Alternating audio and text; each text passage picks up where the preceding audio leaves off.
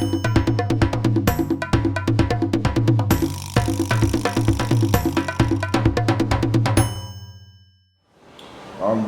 Chef Marcus Locke. Been cooking for about 12 years professionally.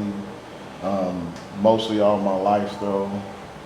I'm Chef Polly Smith. I've been cooking for 6 years professionally, but I've been in the hospitality for 22. I started out in front of the house and did bar service and learned the front, and then I moved to the back. And my name is Chef Laurel Johnson, and I have been cooking all of my life, but professionally I've been cooking since started my company 2016, so 5 years in the business. So when someone calls you up, I'll call and say, Chef Locke, I got 50 people coming Friday.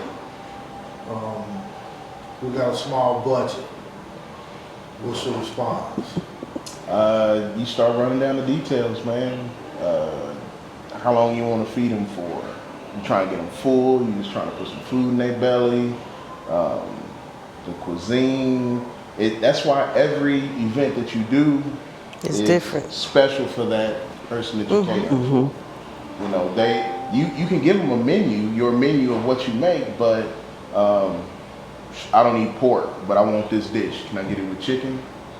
It's a different price. You change and stuff. So that's why it's hard to like have a set guide on what stuff costs. Because nowadays everybody's making adjustments on everything. You got vegans, vegetarians, Paleo, keto, CB, it goes so far because when you talk, and then when you start talking about ingredients, you going organic, you know what I mean? Are you going farm to table, which means it's grown locally and typically in smaller batches for people that do care more about their health than a price point of things, because when you do things that are naturally done with no GMOs, they're gonna be more expensive.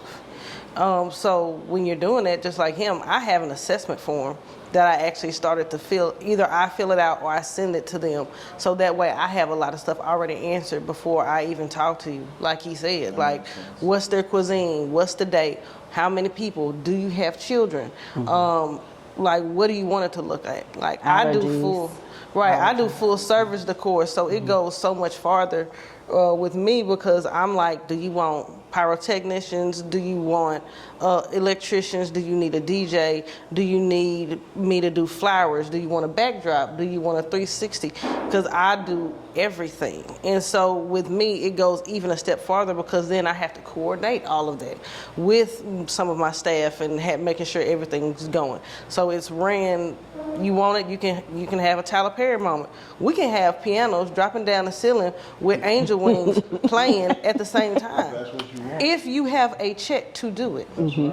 But the question always is, you're saying you have a small budget, but what's small to you? Right. Because small is different to everything, or to everyone. Everyone has a different, your idea of what's right, of taste, because your idea of taste might be different than mine. That's why some people say, oh, his food is great, but her food is too salty. But that's to you. To somebody else, her food might be great and his is bland. So it depends on where you are for the individual and for you as a chef. And you have to figure out that in between, whether you can work with them and they can work with you. I think sometimes as a chef, you have to really define what's your niche in terms in the culinary world. There's a lot of different specialties out there now. Absolutely. And so I know for me, I don't cater anything over 50 people. So I'm like a boutique chef. I'll do private events. I will do in-home personal chef events. And so it's just keeping what my clientele is. And so now that I know that I'm offering you an upscale, personalized, luxury experience. Exactly. You know, my starting point for a chicken dish is going to be much higher than a starting point for, oh, okay, I just want chicken, 2 sides or something like that. Right. And so I think it's really defining, when you decide to choose a chef or something like that, is to find what kind of experience that you want and what you're looking for, and knowing there's a variety out there. Of chefs, yeah. And on that note of that, like she said, she's more of a small craft type, you know what I'm saying? We want to pack it all into this and give you the big old bang right there. I'm more of bring the numbers, Bring the numbers. You want to do it for 200? You want to do it for 300? That's fine. And I'm still going to try to provide you as close of an experience that you would be getting, but over 300 people, 200 people, stuff like that. So it's like she said, knowing your niche. I'm good at mass catering. You know, it gets a little harder when somebody's like, I just want to do something for 10 people. Ooh, man, 10 people. All right, you can do it, but you know what I'm saying? It'll be a little bit more for 10 people than it would be for 300 people. Yeah. You know, because back to price points. You know? Yeah, and see with me, I'm with both. I'm in the middle of both of them. I do some of half because like I opened up. I was the first black chef at the Abbott. My first party at the Abbott was 550 people. You know, and so but then at the same time I have a lot of corporate clients where I go into their home and I do home dining for them, especially like tech. The tech world is really big in Kansas City right now. So a lot of times I'll go in their home and because they want to have private funding events where I do it in their home. They don't want to have things like that out in the open, in the air, talking about dollars. So I'll go in their home and do that for 10 to 20, 25 people. And then the next day, Barkley might call me, which is an advertising firm that I'm one of the preferred vendors on. And they're like, hey, it's 700 people. You ready? I got to get ready, period. But I don't mind. It gives me diversity. It probably would stress a whole lot of other people out. Right. But I like the challenge. Or I'm crazy. One of the two. Do you find it easier to work for private individuals or for companies? I'd personally say companies because usually companies they're a lot less stiff with their checkbook. They do it regularly, so they understand that you're not just paying for food. You paying for the gas that this person.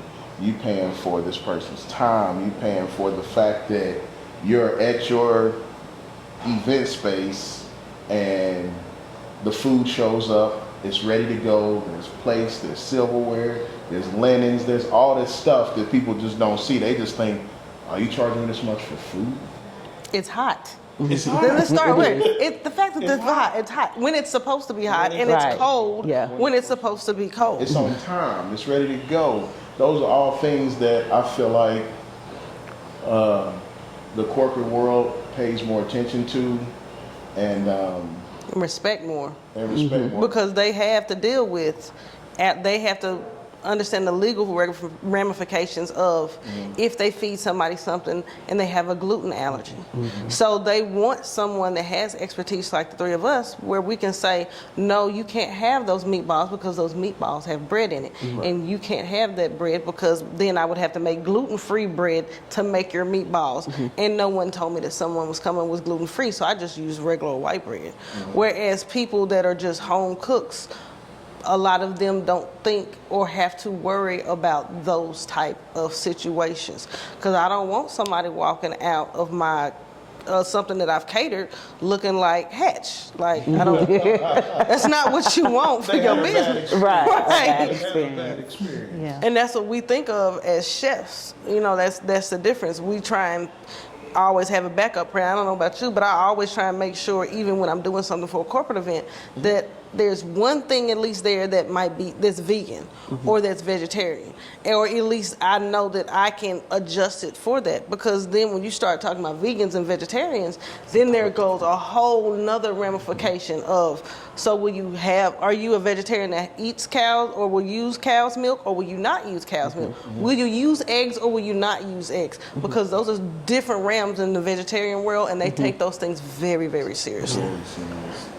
People don't understand how demanding the culinary world has gotten now, especially with, like we say, allergies and Dietary restrictions. All Like this stuff. keto. I have a lady that I cook for regularly that I have a card in my pocket that I keep with me. It's in my because phone. I've got one of those. Definitely allergies to 10 or Everything. 15 different things. Like, Right. man, that's rough. Like, man, you should just bring your own food, but make it happen, though. But that's the thing is that's why they have us, because I have a person And that's trust just it. like that, Right. and I have it in my phone, so that way when I'm doing something for her, I'm like, wait, hold on. She can't have garlic, she can't have tomatoes, she can't have fermented foods, she can't have beef, she can't have chicken, she can only have salmon every once in a while, she can't have anything with mold, so that knocks out mushrooms.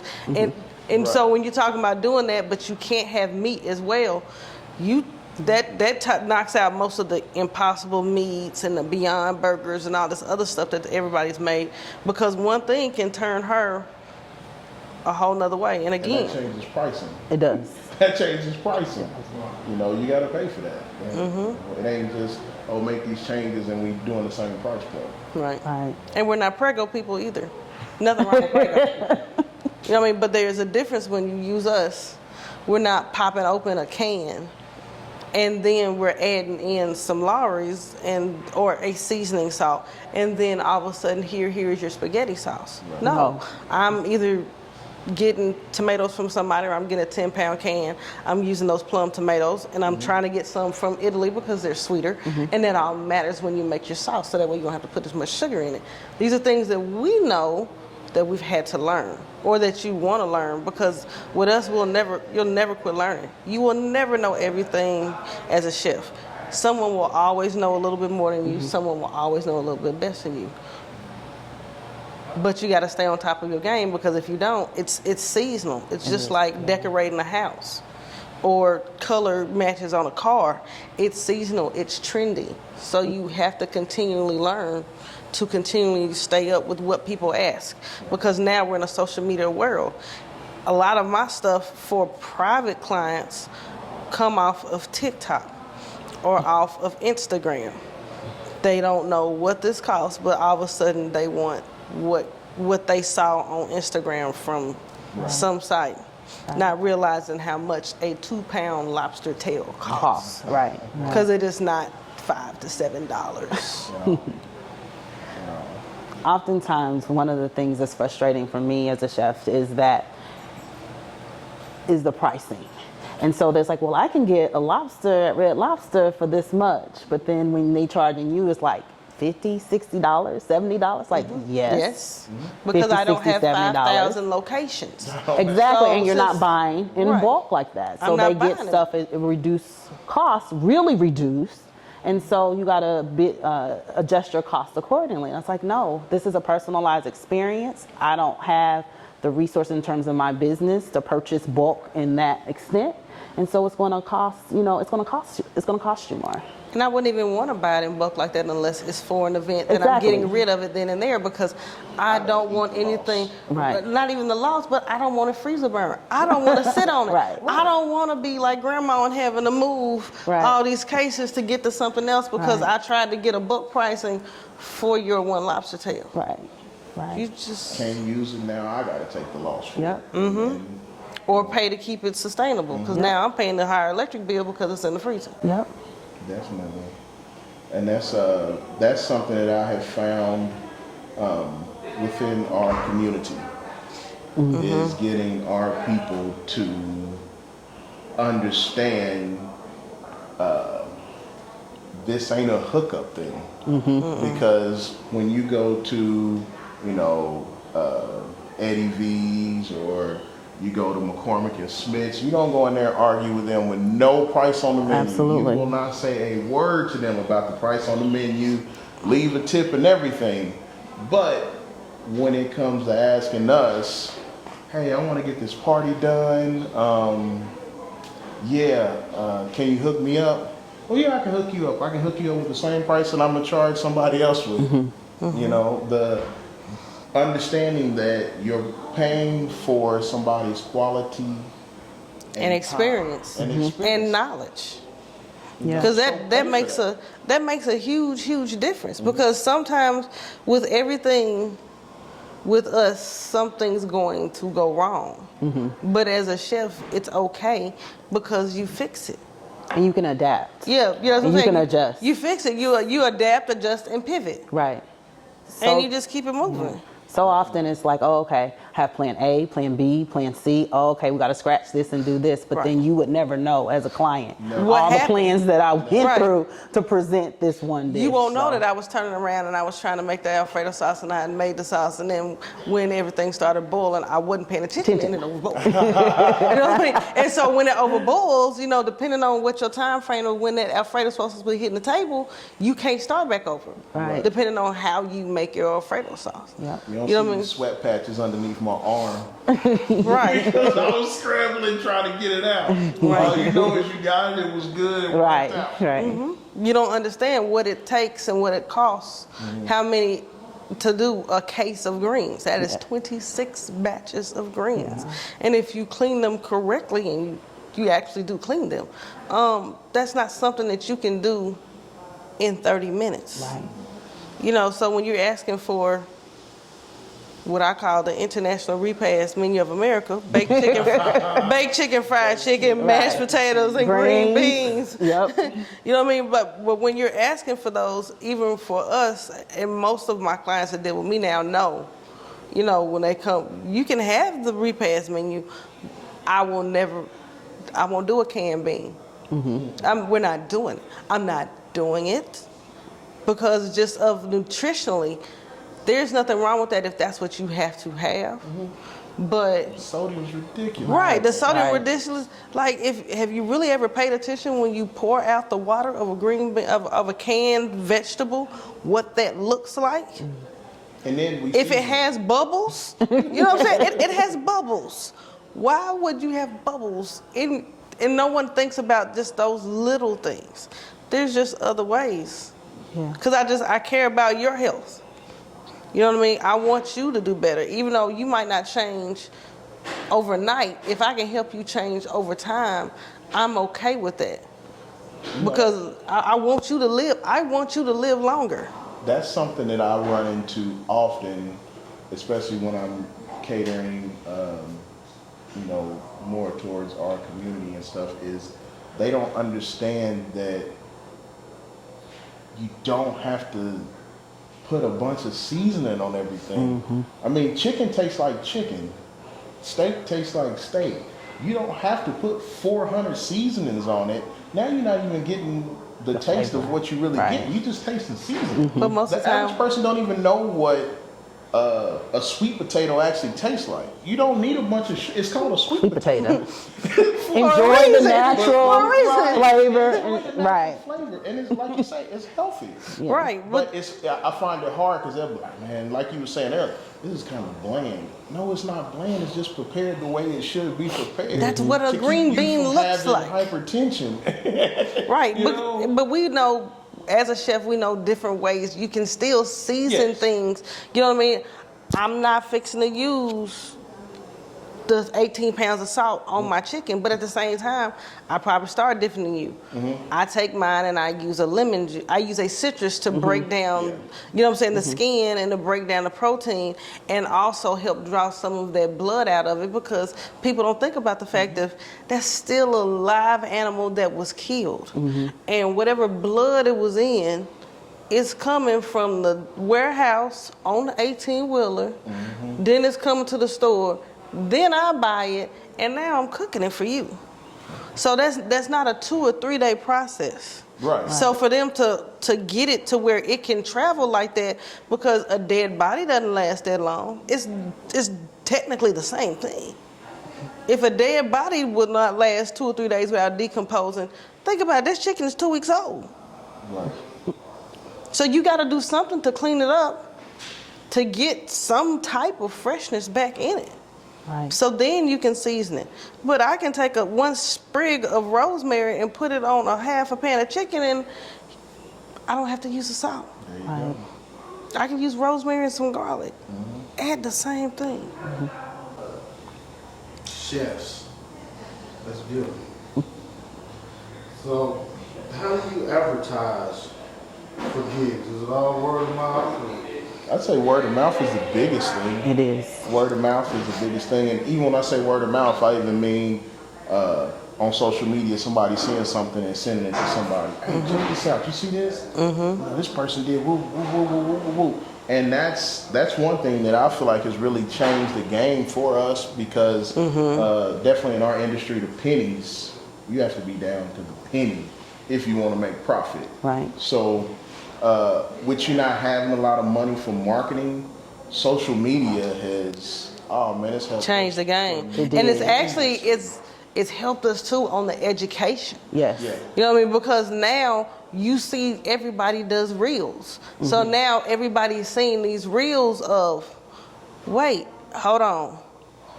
In this 2 minutes, they done 30 things. Right. You know what I mean? Oh, to make this gumbo. Oh, okay. No, it's not just a packet from Louisiana Product Company. No, that's No, real. I need oil or I need butter. You know what I mean? We need to start there. We need to blend that down. Then we need to add in some flour. Then we got to stir that consistently. Because if you not pay attention for 2 minutes, 30 seconds really, you got a burnt roux. You got to start all over again. All over again.